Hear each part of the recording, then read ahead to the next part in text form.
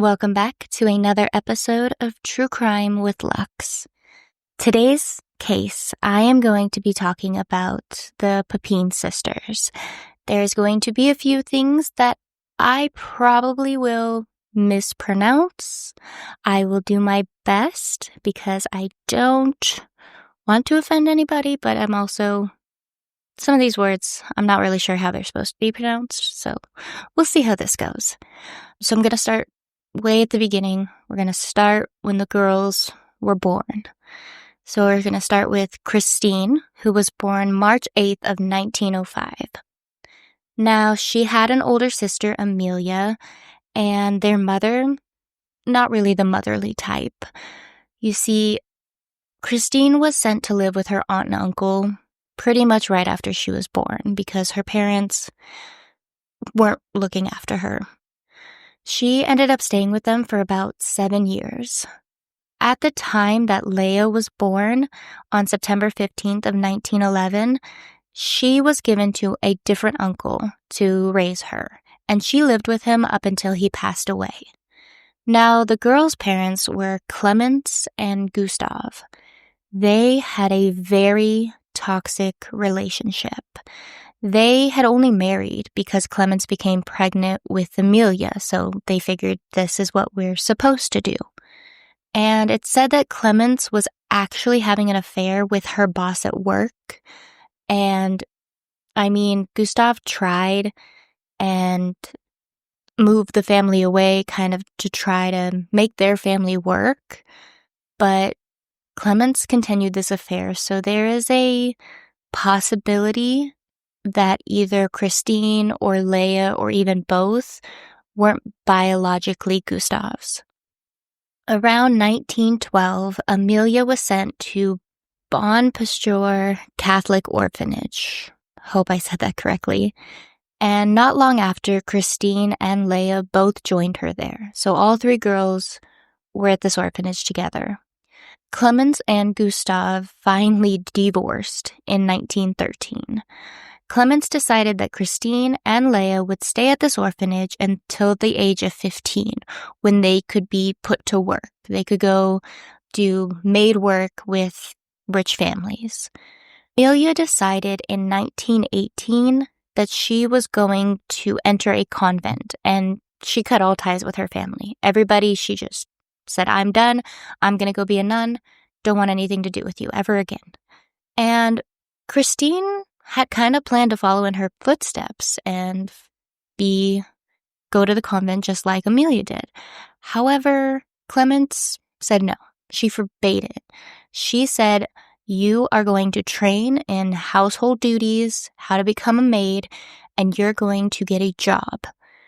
Christine was a hard worker. She really was. She gave everything she could to her work. And she was also a very good cook. Where Léa was more on the quiet side and said to be more introverted than her sister, she was also considered less intelligent than Christine. Both girls did end up getting pretty decent jobs as live-in maids. However, they weren't making enough money according to Clemens, so she made them quit their jobs to find a better paying family.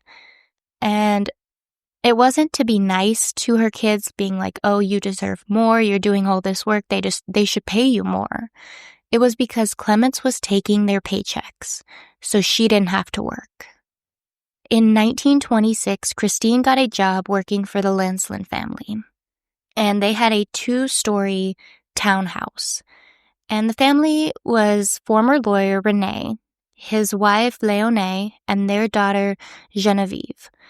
After a few months of being their live-in maid, Christine asked Léonie, would you consider hiring my sister, Léa, as a chambermaid? And she was like, you know what? Yeah, you're doing such a great job. I'm really impressed by your work. I'm sure your sister has like the same work ethic, hopefully. So yeah, she can come on as well. And so the girls ended up sharing a room and a bed in the attic.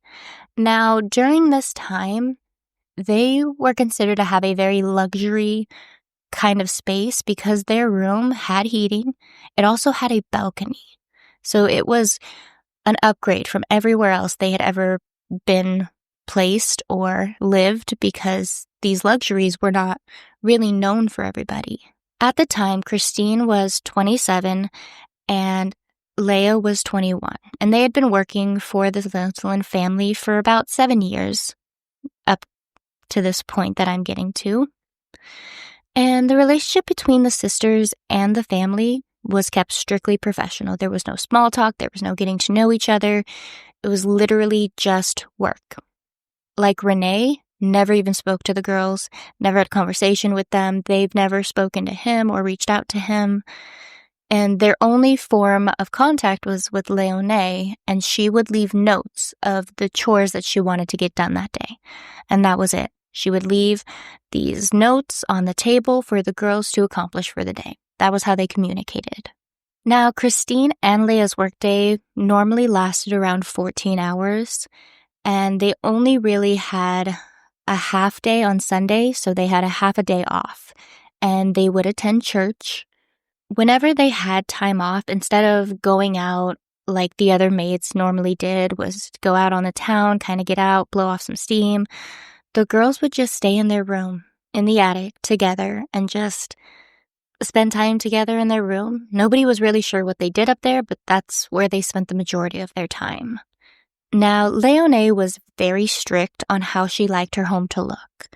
And after the sisters would clean for the day, she would be going behind them, white glove and all, checking if they missed any cleaning spots, if it was dusty. She was very particular of how she wanted things to look. And there was no real complaints from her because the girls did an amazing job cleaning. They never really missed anything. Occasionally they'd get thrown like extra things to do because they would finish so quickly. But all in all, Léonie was really happy with the work that they were doing for her. Even though there was no real conversation and she never spoke with the girls, she did end up finding out that they were sending their money to their mother. And she confronted her and said, "Hey, you need to stop taking the girls' paychecks and you need to go get a job of your own and make your own money. You will no longer be getting theirs." And that was a really kind thing for her to do when she didn't have to. I mean, it really didn't affect her one way or another what the girls were doing with their money, but it was just a really kind way to take care of them. Now, we're going to jump to the crime. Now, on the morning of February 2nd of 1933, Léa had gone out that morning to pick up the iron because it had broken, so they went and they got it fixed, and it was ready to be picked up. And when she got back home, she went to plug it in to make sure it worked, and it did not work still. It ended up actually blowing a fuse, so the whole house went into darkness.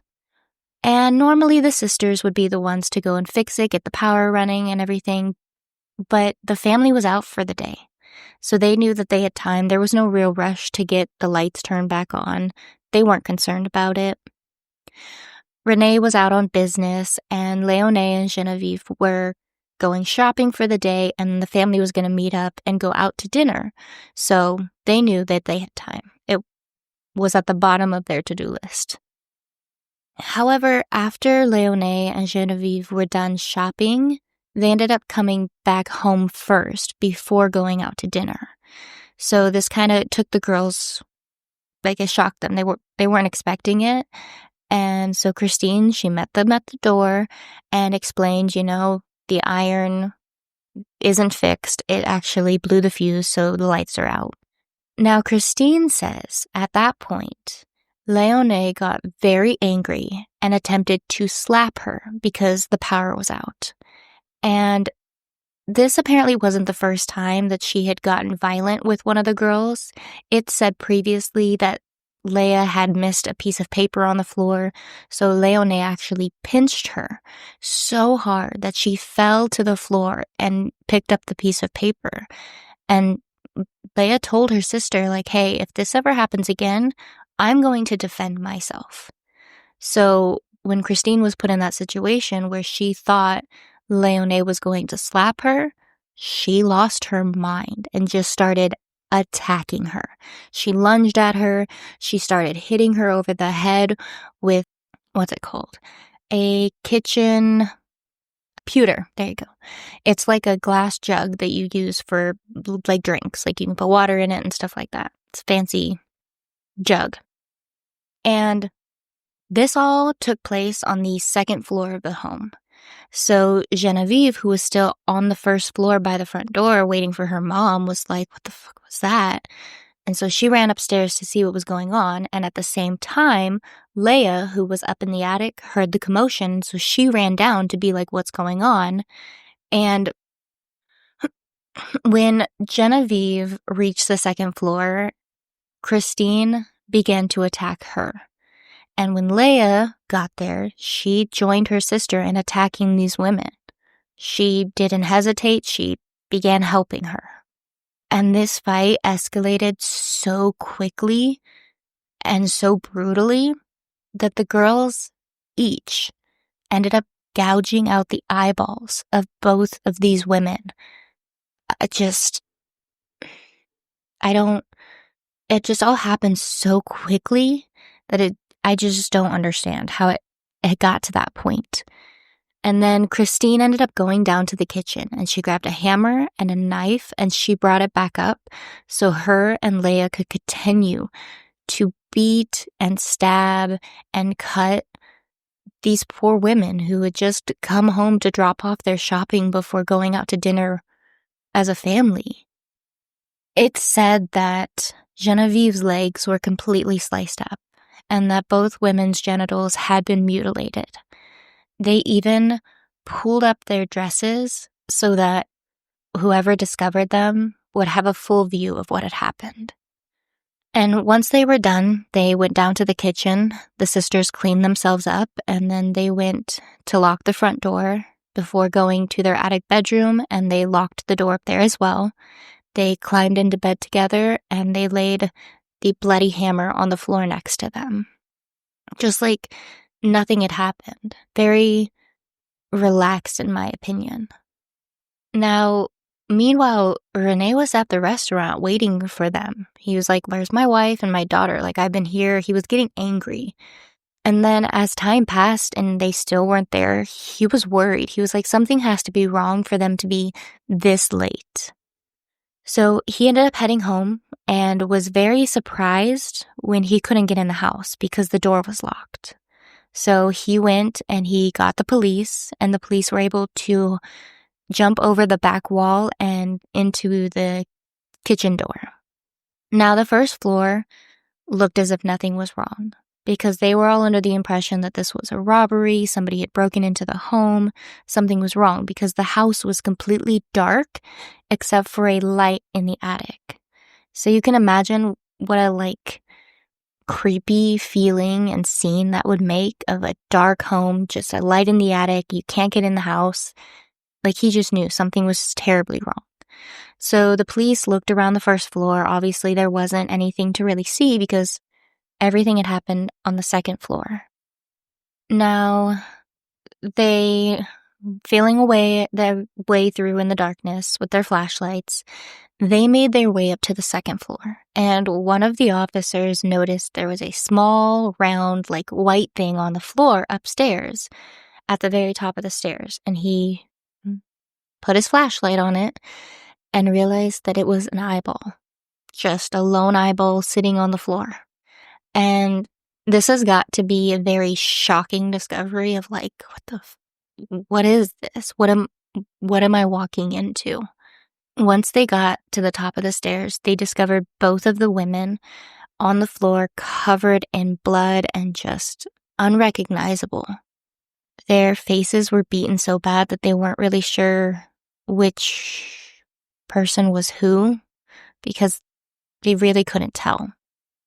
Now, they ended up finding Léonie's eyes inside of the scarf she had been wearing that day. Just shocking discovery after shocking discovery.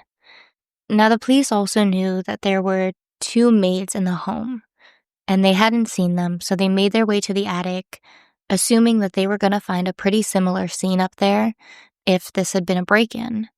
They got up to the attic and the door was locked, so they knocked, thinking maybe somebody would answer, but they didn't. So they broke down the door, and what they discovered was Christine and Léa both lying in bed like nothing was wrong, and the bloody hammer sitting on the floor next to them. I don't even know what you would think in that moment of just how calm and collected they were. It's gotta be surreal. As shocking as all of these discoveries were, it was even more shocking that the sisters had nothing to hide. They immediately confessed to everything that had happened. However, during their confession, there was a point where Christine looked at Léa and gave her a look that the police noticed. And when they asked Léa a question, she said, "I'm deaf and dumb," and refused to answer any more of their questions. The sisters were arrested and taken down to the station. They were questioned again, but separately, and their stories were identical. Like they had spent time making sure that their stories matched. And Christine even told the police, she said, "I have no regrets. I really don't. I didn't hate my employers, even though one can argue that and how brutal all of this was, but she said she didn't hate them and that she would rather it be them dead than her and her sister," which nothing indicated that their lives were in danger. Even, of course, this is all Christine's story, but even if Léonie was angry that the power was out, even if she raised her hand in anger and potentially was going to slap Christine, this just escalated to a point that it didn't need to. It's mind-boggling. Now, the funeral for the Lancelin women was huge. Thousands of people from all over came out to pay their respects to these women. It was just a shock for everybody to hear what had happened. The sisters did end up being separated and placed in their own cells, so they couldn't communicate, they couldn't see each other, there was no contact, and this did not go well for Christine. It said that she had multiple, angry outbursts and just, she couldn't stand being locked up alone. She said that she was experiencing hallucinations and she would just scream for hours for Léa. And it got to a point where she was placed in a straitjacket because she even tried to pull out her own eyeballs. And it's obvious that she was struggling with some kind of mental illness, and the family, for generations, had actually had mental illness throughout it. So it wasn't a far-fetched idea that she also suffered. Christine ended up telling the court that she suffered from these fits. Like, she would get angry and she would just go crazy.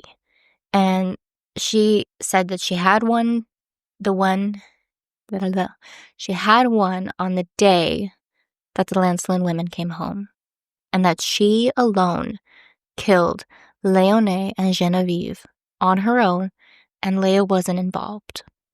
And it was obvious she was doing this trying to protect her sister, but Léa stuck to her story and she said, "No, I was involved. I helped.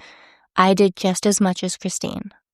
The trial officially started on September 19th of 1933, and people from all over France came to watch, to get information, because so many people were divided on, were these girls really suffering from a mental illness and they just had a break? Or are they just pure evil and thought that they could get away with this?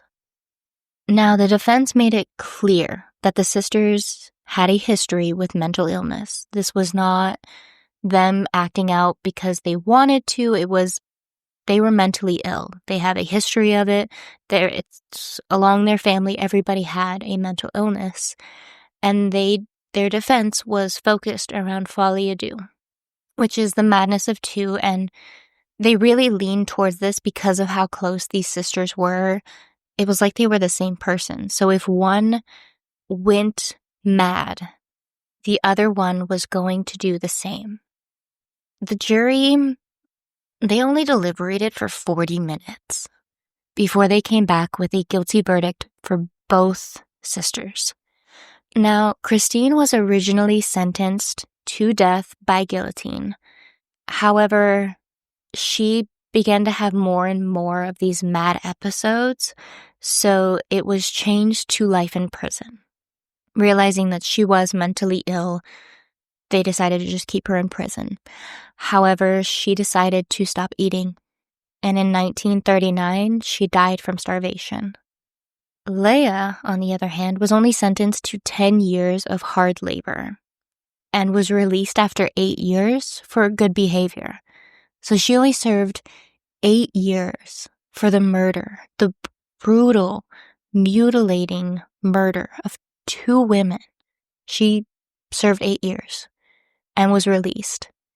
And get this, she continued to be a live-in maid. Granted, she changed her name, but this case was so big and her face was plastered all over the newspapers. And even changing your name, people didn't realize by looking at her who she was is crazy. So she went back to her old jobs.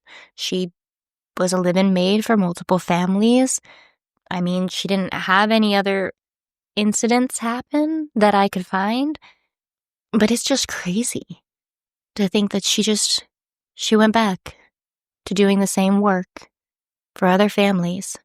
And all the media, nobody realized, she changed her name to Marie, but a different name doesn't change how you look. It's mind-boggling, right? She lived a really, really long life. Léa passed away in 2001. All of this happened in the 1930s.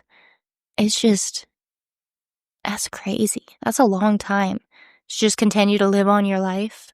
And she had done interviews and explained, she still felt her sister's presence, and she always made sure to do the proper things and to keep her room clean because she knew that Christine was in a better place watching her and looking down on her, and she just wanted to make sure she made her sister proud, thinking that after everything that had happened, her sister was in a better place. That's the Papin sisters for you, I guess. I want to thank you for joining me today for this wild ride. It probably won't be a really long one. There wasn't a lot of information, and I didn't want to give the back and forth of this article said this, but this article said that. I just wanted to stick to facts. I didn't want to do all the speculation because there is a lot of speculation over everything about them, basically, of their upbringing to their working to their mental illness, of how close were they kind of thing. So I didn't want to do all the speculating for this one. But thank you for listening, and I hope everybody is staying safe out there and is enjoying the summer. And I will be talking to you guys later.